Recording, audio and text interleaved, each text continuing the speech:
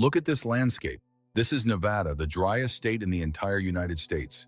In some parts of this high desert, the annual rainfall is less than 10 inches.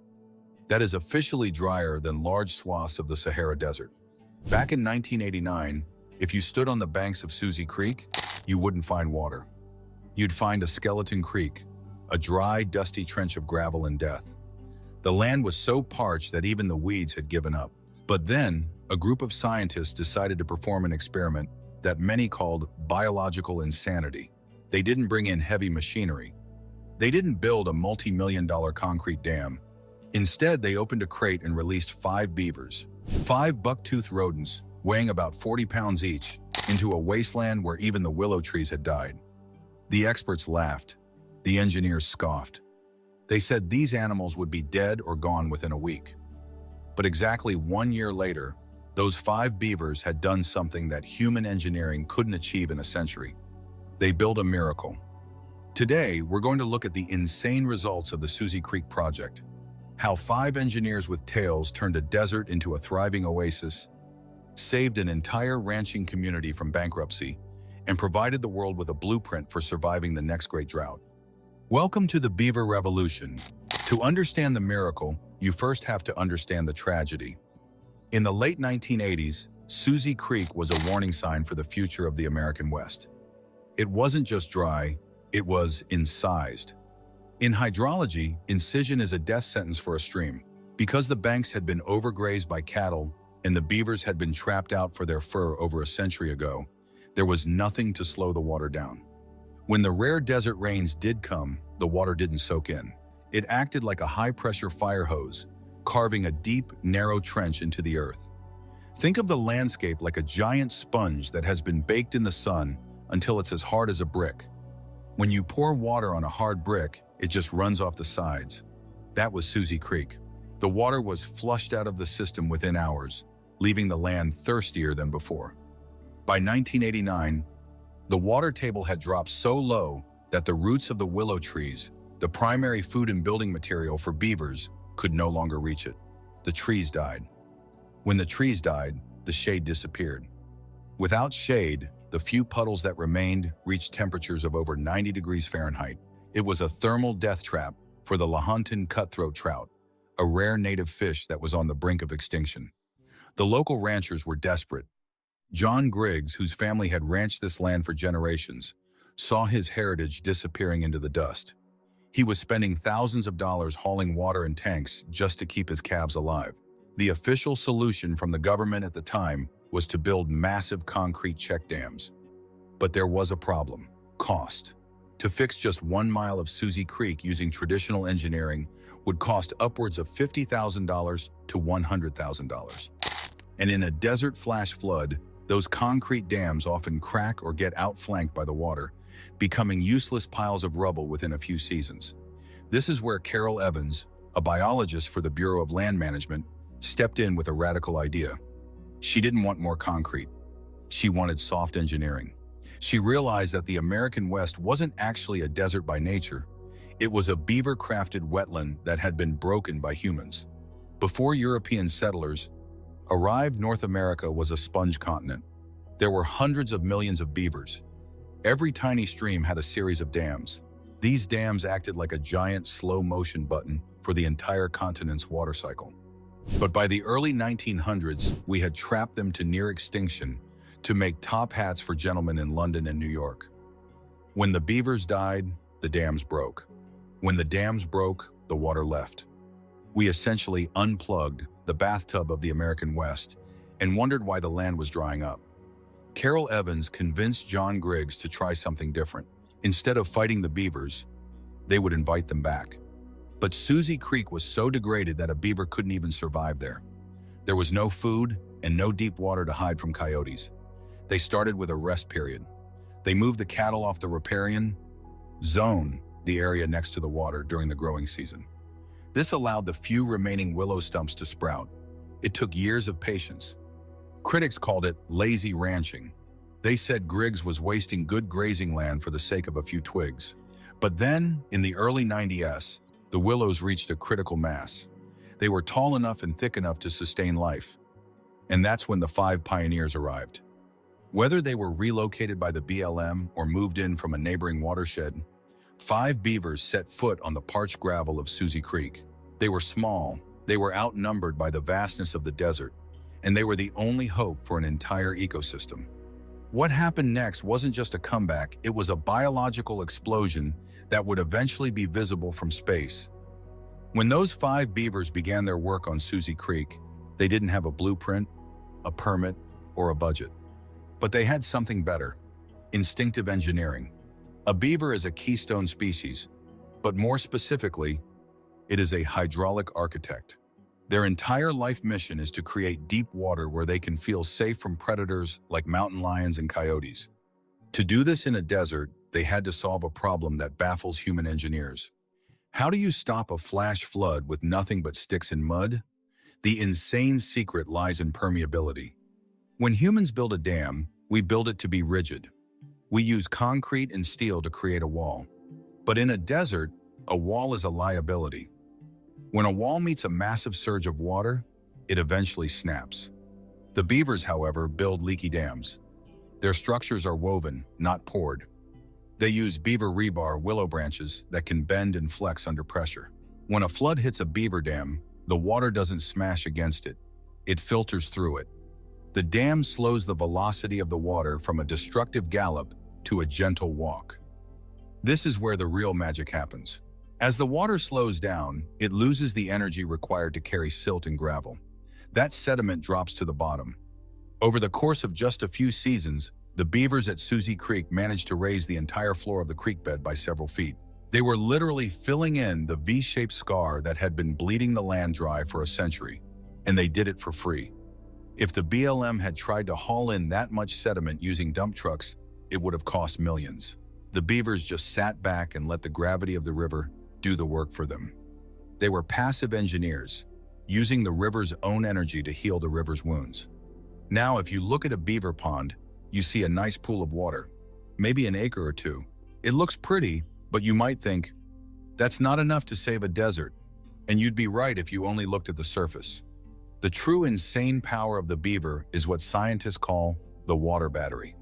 In a healthy beaver system, for every gallon of water you see on the surface, there are 10 to 20 gallons stored out of sight beneath the ground. By building their dams, the beavers created hydraulic pressure. That weight of the pond water pushes the moisture horizontally into the dry banks. They were essentially charging the desert's underground aquifers. They turned the entire Suzie Creek Valley into a giant subterranean sponge. This is the ultimate desert hack. In Nevada, if you leave water on the surface, the sun will steal it through evaporation. But water stored 3 feet underground is safe. It stays cool, it stays fresh, and it stays put. This led to a phenomenon called hyperheic exchange. This is a fancy scientific term for the way water moves back and forth between the stream and the ground. During the spring snowmelt, the beavers' dams force the excess water into the earth. Then, in the scorching heat of August, when every other creek in Nevada had bone-dry rocks, that stored water would slowly leak back into Suzie Creek from the banks. It was a natural savings account.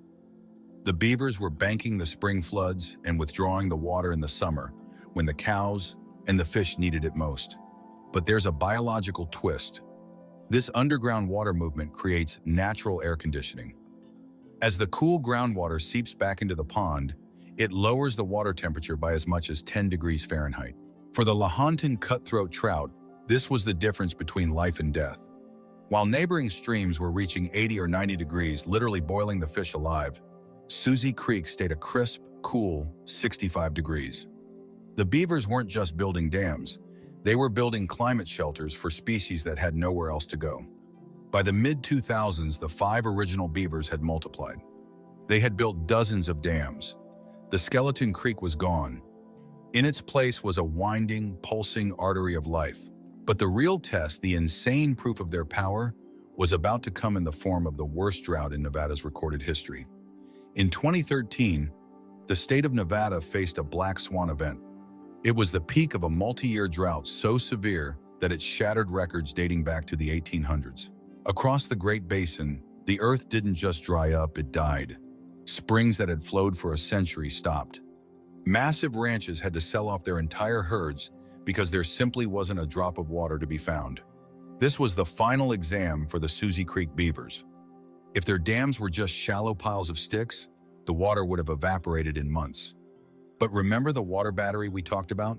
This was the moment the savings account paid off. While neighboring ranchers were literally truckloading water at a cost of thousands of dollars a week, John Griggs looked out over Suzie Creek and saw something insane. The water was still moving. It wasn't a raging torrent, but it was a steady, cool, life-giving flow. The drought actually proved the beavers were better engineers than humans. You see, when a human builds a reservoir, the wide surface area leads to massive evaporation losses. But the beavers had stored their water in the soil. As the drought intensified, that underground moisture slowly seeped back into the creek bed, maintaining the flow. But the results weren't just about water, they were about wildfire resilience. During that drought, Nevada was a tinderbox. Wildfires were tearing through the sagebrush, moving with terrifying speed. But when a fire reached the Suzie Creek corridor, it stopped. The beavers had created a wetland shield. Because the ground was so saturated for hundreds of yards on either side of the creek, the plants were full of moisture. They wouldn't burn. Suzie Creek became a 15-mile-long emerald ribbon that served as a sanctuary for every living thing. Thousands of deer, elk, and birds fled the burning mountains and huddled in the beaver-made oasis. By the time the drought broke in 2016, the data was undeniable. Suzie Creek had 10 times more riparian vegetation than it did in 1989. The water table had risen by several feet, and perhaps most importantly for the economy, the ranch was still in business. The beavers hadn't just saved the trout, they had saved the American rancher. The success of Suzie Creek sparked a revolution across the American West, but it also revealed a problem. There are thousands of skeleton creeks that are so badly damaged, so deeply eroded, that a beaver cannot survive there. If you drop a beaver into a 2-0-foot deep trench with no trees, it will be eaten by a coyote in hours. This led to the birth of the BDA, the beaver dam analog. This is where humans finally learned to swallow their pride and intern for the beavers. A BDA is essentially a starter dam. Scientists and ranchers drive wooden posts into the creek bed and weave willow branches between them, mimicking a beaver's work. It's cheap, it's low-tech, and it's fast. The goal isn't for the BDA to last forever. The goal is to catch just enough silt to raise the creek bed and slow the water down just enough for the willows to grow back. It's stage one of the healing process. Once the BDA raises the water level, the habitat becomes beaver-ready. And this is the beautiful part. In places like Idaho, Oregon, and California, as soon as humans build these BDAs, wild beavers move in and take over. They see the starter dam, realize the hard work is done, and they immediately begin reinforcing it with their own superior mud and stick techniques. We are now seeing beaver paratrooper programs. In some states, beavers that are causing trouble in suburban areas, maybe they're chewing on someone's expensive deck, are arrested and sentenced to life in a degraded desert stream. They are relocated to these BDA sites where they can be heroes instead of pests. This is the new model for 21st century conservation. Biomimicry. We stop trying to outthink nature and start providing it with the molding it needs to fix itself. The cost savings are staggering. Instead of a $2 million restoration project involving 50 engineers and 10 bulldozers, you can send in a crew of 5 college students with some willow branches for $5,000. But as this movement grows, it is clashing with an old enemy, water law. In many Western states, it is actually illegal to slow down water because downstream users claim they own every drop. We are now entering a legal battle over who owns the beaver miracle. You might think that bringing water back to a desert is something everyone would celebrate. But in the American West, water is more than a resource, it's a property right. There is an old saying in the West, whiskey is for drinking, water is for fighting over. As the Suzie Creek beavers began to charge the underground water battery, they ran into a legal wall. In many Western states, the law follows a doctrine called prior appropriation. This means the first person to take the water from a stream and put it to beneficial use, like farming or mining, owns the right to that water forever. The problem? According to some 19th century laws, leaving water in a stream or letting a beaver slow it down wasn't considered a beneficial use. In fact, in some jurisdictions, if you helped a beaver build a dam, you could be sued by a downstream neighbor for stealing their water by preventing it from flowing directly to their ranch. It sounds insane, right? The law was actually incentivizing farmers to drain the land as fast as possible. But the Suzie Creek project provided the legal ammunition to change this. When Carol Evans and John Griggs showed the data, they proved that beavers don't consume water. They store it. They proved that while the beaver dams might slow the water down in the spring, they actually increase the total flow in the late summer. Because the beavers had raised the water table, there was more water available for everyone in the long run. This led to a landmark shift in policy. States like Utah and California are now rewriting their beaver management plans. They are moving from a pest control mindset to a water security mindset. They are beginning to realize that a beaver is actually a public utility, a living, breathing water treatment plant and reservoir system that doesn't require a billion-dollar tax levy. What started with 5 beavers in a Nevada desert has now become a global movement. We are entering the era of low-tech, process-based restoration. It's a long name for a simple idea. Let the animals do the work. In the United Kingdom, where beavers were extinct for over 400 years, they are being reintroduced to prevent flash flooding in small villages. In the UK, the problem isn't too little water, it's too much water all at once. By building dams in the headwaters, the beavers are flattening the flood curve, saving millions of pounds in property damage. In the semi-arid regions of Spain and Australia, land managers are looking at the Suzie Creek model to fight desertification. They are using human-made beaver dams to stop the soil from washing away and to bring back the green to landscapes that have been brown for a generation. But perhaps the most insane result of this whole journey is the shift in human psychology. For 200 years, the story of the American West was about control. We built the Hoover Dam, we built the Glen Canyon Dam. We tried to tame the desert with massive walls of concrete. Suzie Creek taught us that taming is the wrong word. You don't tame a desert, you partner with it. I used to spend my nights wondering how I'd find enough water to stay in business, Griggs might tell you. Now, I spend my nights listening to the beavers working. They're the best ranch hands I've ever had.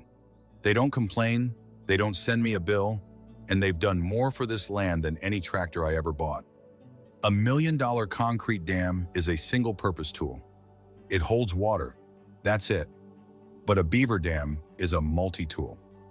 It filters pollution, it creates habitat for endangered fish, it stores water underground, it creates fire breaks that save entire forests, and it sequesters carbon by building up thick layers of organic silt in the pond beds. When you add it all up, the value of those 5 beavers released in 1989 is almost incalculable. They didn't just fix a creek. They provided a climate insurance policy for the entire state of Nevada. The insane truth is that the most advanced technology we have to fight the drying of our planet isn't a new satellite or a new chemical. It's a 2.0 million-year-old rodent with a tail like a paddle. As the beaver population exploded following the success at Suzie Creek, a new problem emerged: success itself. When you have thousands of beavers in a landscape that humans have occupied for a century, there is bound to be friction. Beavers don't respect property lines. They don't care if their new pond floods a county road or if their favorite snack happens to be an expensive ornamental tree in a rancher's backyard. For a long time, the only answer to this friction was lethal control. If a beaver caused trouble, it was trapped and killed. But the lesson of Suzie Creek taught us that killing the beaver is like firing your best employee because they worked too hard. This led to the creation of beaver coexistence tools. The most famous is the Beaver Deceiver. It's a simple, low-tech pipe system that goes through the dam. The beaver hears the sound of running water, which is their trigger to build more. But because the pipe's intake is hidden far away under the water, they can't find the leak. This allows humans to set the water level. We can say, okay, Mr. Beaver, you can have a pond 3 feet deep, but no deeper. It's the ultimate compromise. It allows the water battery to stay charged while keeping our roads dry. We are also seeing the rise of Beaver Believers volunteers who go around wrapping high-value trees in sand-textured paint or wire mesh. We are finally learning that it is cheaper to protect a tree than it is to fix a broken ecosystem. The peace treaty is working. In Nevada, for the first time in 150 years, the sound of a beaver's tail slapping the water is no longer met with a gunshot, but with a sigh of relief from a thirsty land. If you walk along Suzie Creek today, nearly 40 years after the project began, you wouldn't recognize it as the same place. It is no longer just a creek. It has evolved into a complex riparian mosaic. Because the water table has risen so high, the plants have changed. We aren't just seeing willow bushes anymore. We are seeing the return of the great cottonwoods. These are the giants of the desert, trees that can live for 100 years and provide nesting sites for golden eagles and great blue herons. These trees couldn't survive in the 1980s because the incision had drained the ground like a leaky bucket. The soil itself has undergone a transformation. In the beaver zones, the soil is storing massive amounts of carbon. As the beavers bring wood into the water, that wood doesn't rot and release CO2 into the air.